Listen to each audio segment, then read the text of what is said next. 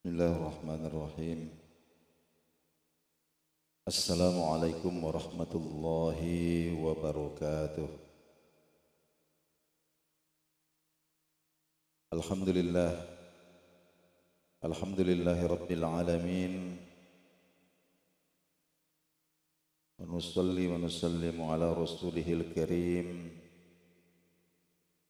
Habibina wa maulana Muhammadin sallallahu alaihi wasallam wa ala alihi wa ashabihi ajma'in, amma ba'd.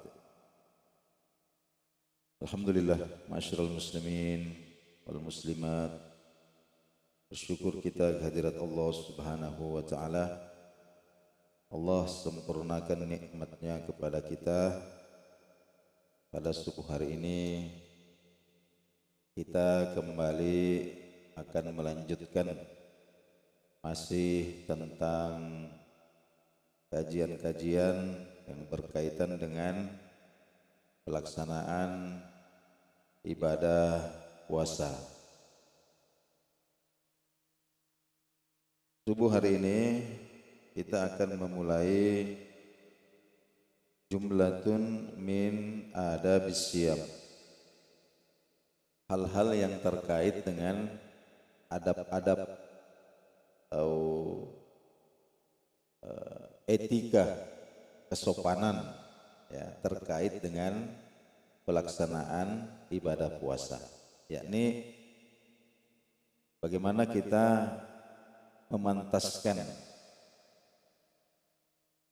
puasa kita ini supaya layak untuk disembahkan kepada Allah Subhanahu wa ta'ala.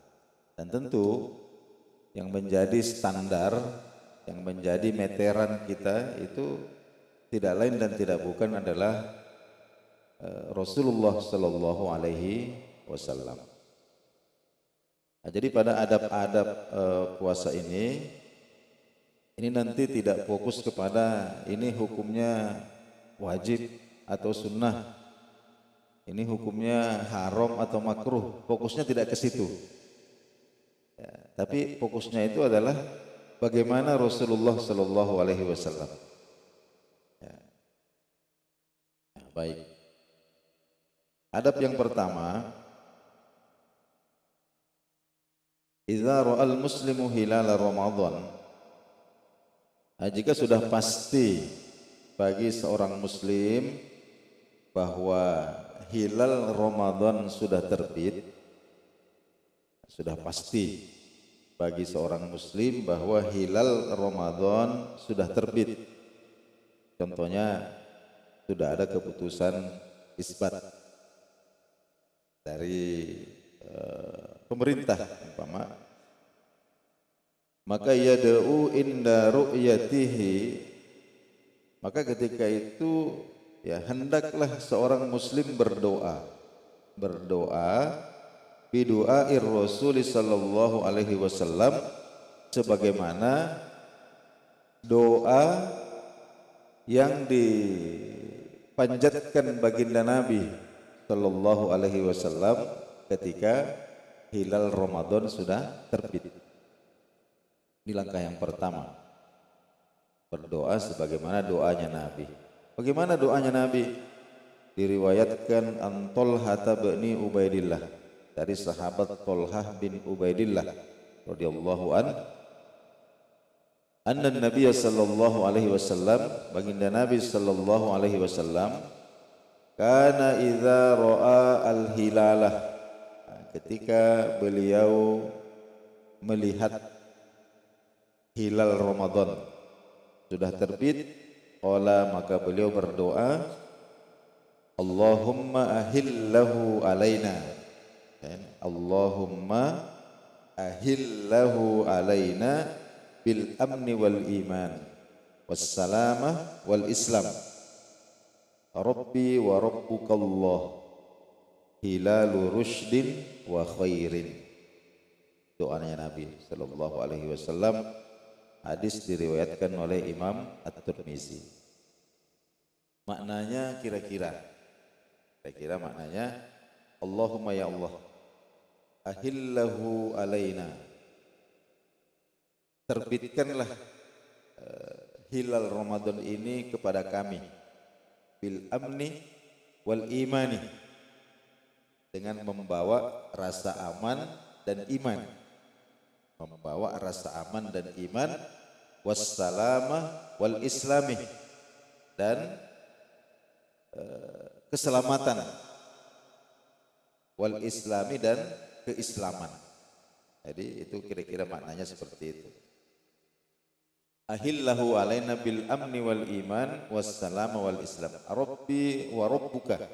Nah, kemudian Nabi mengatakan, sesungguhnya Tuhanku dan Tuhanmu. Maksudnya Tuhannya hilal ini, Tuhannya bulan ini. Karena di antara tradisi-tradisi jahiliyah itu adalah orang-orang menyembah bulan. Nah, Nabi memberikan penegasan bahwa sesungguhnya Tuhan dan Tuhanmu, wahai bulan, itu adalah Allah. Jadi kita ini sama-sama hamba. Ya hilalu rusdin wa khairin. Semoga hilal Ramadan ini terbit membawa petunjuk dan kebaikan.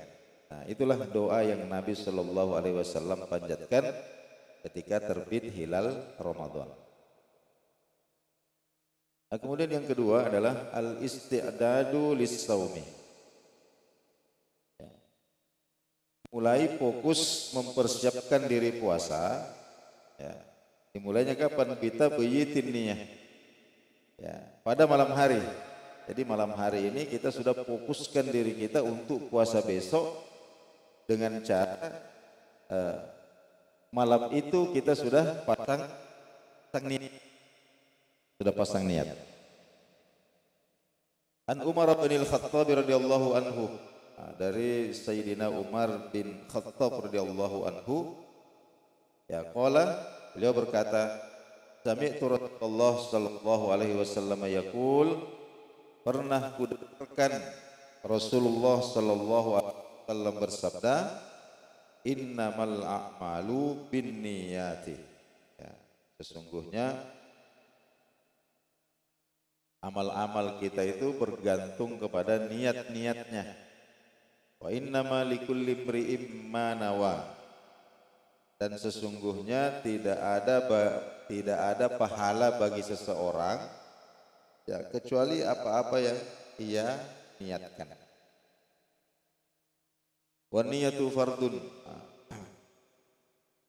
Niat di malam hari ini hukumnya wajib, ya, puasa Ramadan dan puasa-puasa wajib yang lain. Wa takunu lailan likulli yaumin min Ramadan. Setiap malam, ya, pada bulan suci Ramadan. Wa akmaluha, yang paling sempurna adalah ayyanwiya sauma ghadin an adai fardi Ramadan hadhihi sanah imanan wa ihtisaban lillahi ta'ala.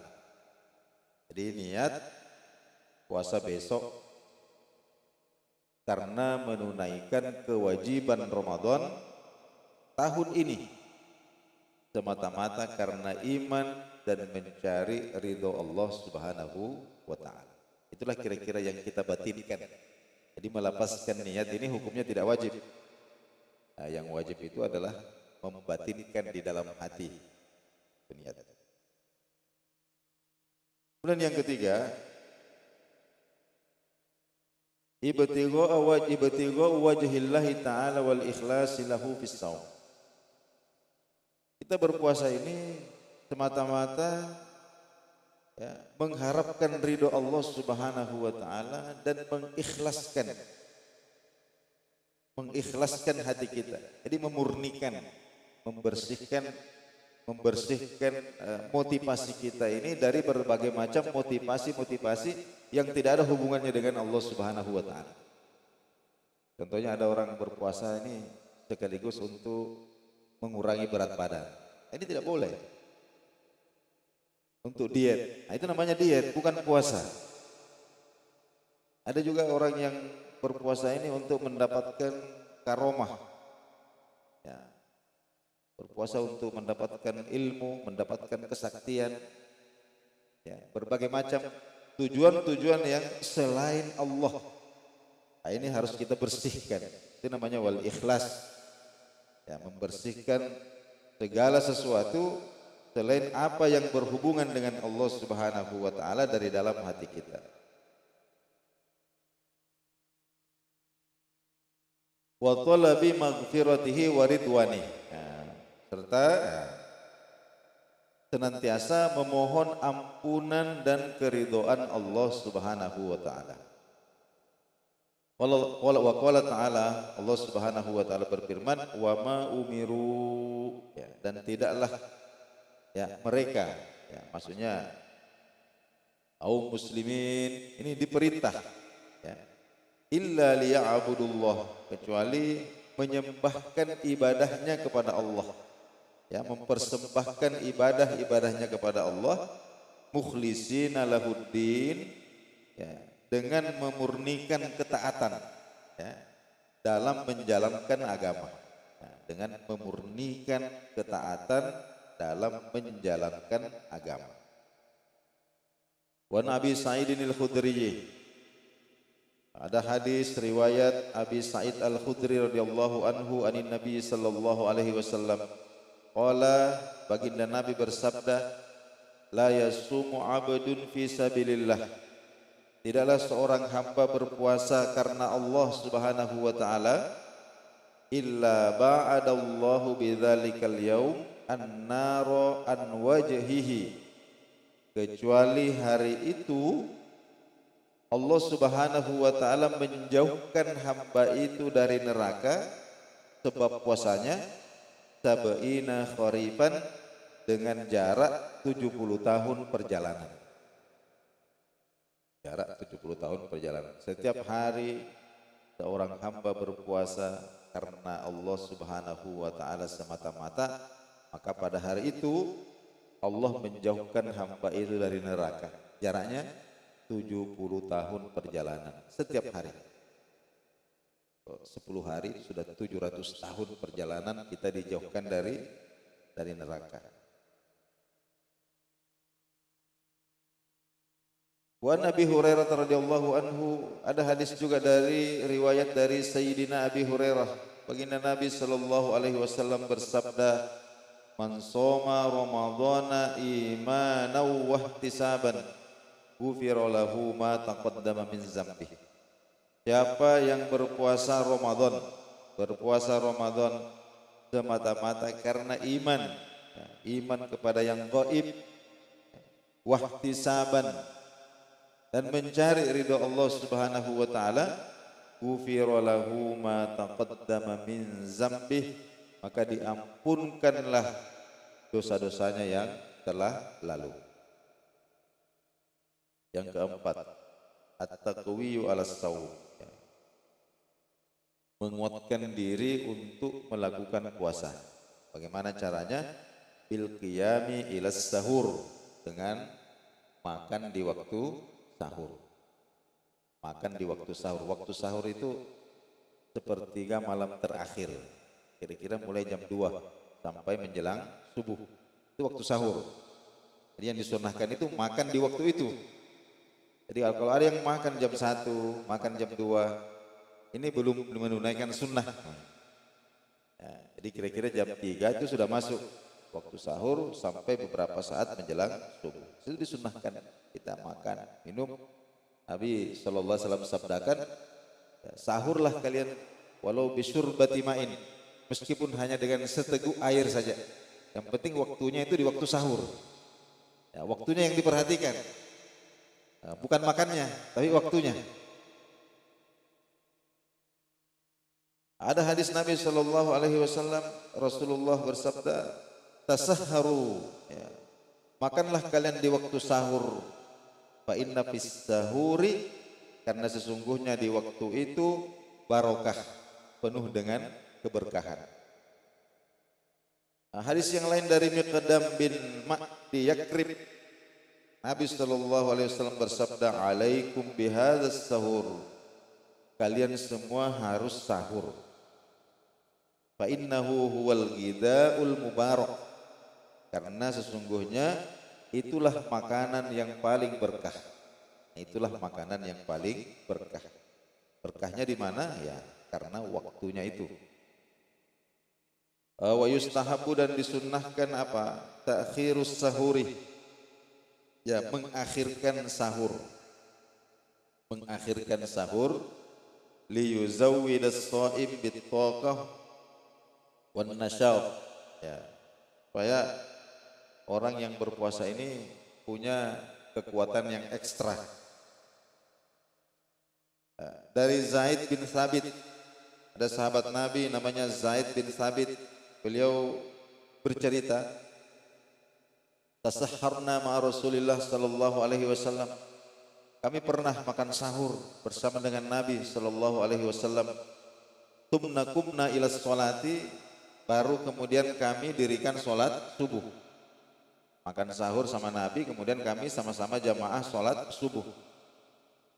Qultu, saya bertanya kepada beliau, kam kana qadrama bainahuma, ya, berapa lama selang waktu antara sahurnya kalian dengan sholat? Berapa jarak waktunya?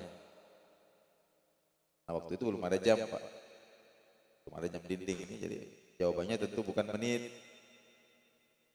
Beliau katakan, beliau mengatakan khamsina ayat. Jarak waktunya itu kira-kira cukup untuk membaca 50 ayat.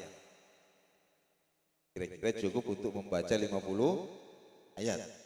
Jadi sahabat itu kalau ditanya berapa waktu, itu pasti ukurannya tuh kira-kira cukup baca sekian ayat. Jadi kira-kira kalau 50 ayat itu, ya, para ulama fikih yang datang kemudian mengatakan, ya, kurang lebih 15 menit. Di 15 menit sebelum masuk waktu subuh, disitulah kita disunnahkan. Nah sekarang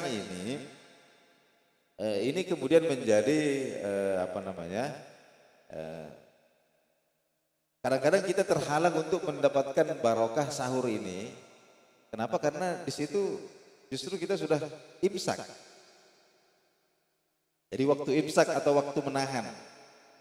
Jadi imsak itu, hadirin jemaah subuh sekalian, itu bukan waktu yang terlarang untuk makan atau minum. Waktu imsak itu kira-kira 15 menit sebelum masuk waktu subuh. Nah, justru disitulah sebenarnya masa-masa yang paling bagus bagi kita untuk sahur. Nah, dengan catatan kita betul-betul memperhatikan kapan waktu subuh masuk. Jangan juga kita terlalu mengandalkan azannya muadzin. Karena kadang-kadang muadzin ini, ya, boleh jadi namanya manusia terlambat. Jadi umpama subuh sudah masuk sekian menit baru azan. Kalau terjadi seperti itu, ini belum azan, ini kita masih makan. Nah, padahal muazzinnya terlambat. Itu sudah belum puasa, sudah batal gitu. Ini jadi kita betul-betul harus memperhatikan waktu ini, Pak. Kapan waktu subuh itu masuk. Ya. Kemudian selanjutnya adalah ightinamu waqtis sahri bis salati waz zikri wad du'a wa tilawatil Qur'an. Ya, waktu sahur itu adalah waktu yang penuh dengan keberkahan. Jadi di sepertiga malam terakhir itulah Allah Subhanahu wa taala menggambarkan bahwa Dia itu turun ke langit dunia. Turun dalam tanda kutip, turun ke langit dunia. Lalu kemudian Allah mengatakan, bukan melalui malaikatnya, tapi Allah sendiri yang mengatakan, di mana orang-orang yang minta ampun akan aku ampuni. Di mana orang-orang yang minta keridhoanku akan aku berikan keridhoan. Ini di sepertiga malam terakhir, di waktu sahur itu. Oleh karena itu disunnahkan, ya, apalagi di waktu sahur di bulan Ramadan, untuk betul-betul menggunakan waktu sahur itu dengan apa? Dengan sholat. Banyak sholat-sholat sunnah, wazikri, ya, zikir kepada Allah Subhanahu wa taala, tasbih, tahmid, tahlil, wad du'a, banyak-banyak berdoa, wa tilawatil Qur'ani, dan membaca Al-Qur'an. Allah Subhanahu wa taala berfirman, wa minal laili fatahajjad bihi nafilatan lak. Ya, pada sebahagian malam, ya, fatahajjad bihi, tunaikanlah salat tahajud. Tunaikanlah salat tahajud nafilatan lak, sebagai ibadah tambahan bagimu. Ya asa ayyab'atsaka rabbuka maqaman mahmuda. Mudah-mudahan dengan salat tahajudmu itu Allah kemudian mengangkat derajatmu di tempat yang terpuji. Nah, hadirin yang dimuliakan Allah Subhanahu wa taala, sampai di sini dulu yang sempat kita bacakan pada subuh hari ini. Insyaallah besok subuh kita akan lanjutkan kembali. Mudah-mudahan apa yang kita baca, kita dengarkan dari hadis-hadis Nabi Sallallahu Alaihi Wasallam ini, Allah Subhanahu Wa Taala masukkan dalam hati kita, kemudian kita yakini ya, bahwa walal akhiratu khairul laka minal ula, bahwa sesungguhnya kehidupan yang sebenar-benarnya hidup itu adalah kehidupan akhirat nanti. Tentu kita usahakan di dunia ini. Di dunia inilah kita usahakan. Tidak ada tempat lain untuk mengusahakan akhirat kita melainkan di dunia ini. Lebih dan kurang mohon dimaafkan. Kita tutup dengan doa kafaratul majlis. Subhanakallahumma wa bihamdik, asyhadu an la ilaha illa anta, astaghfiruka wa atubu ilaik. Wassalamualaikum warahmatullahi wabarakatuh.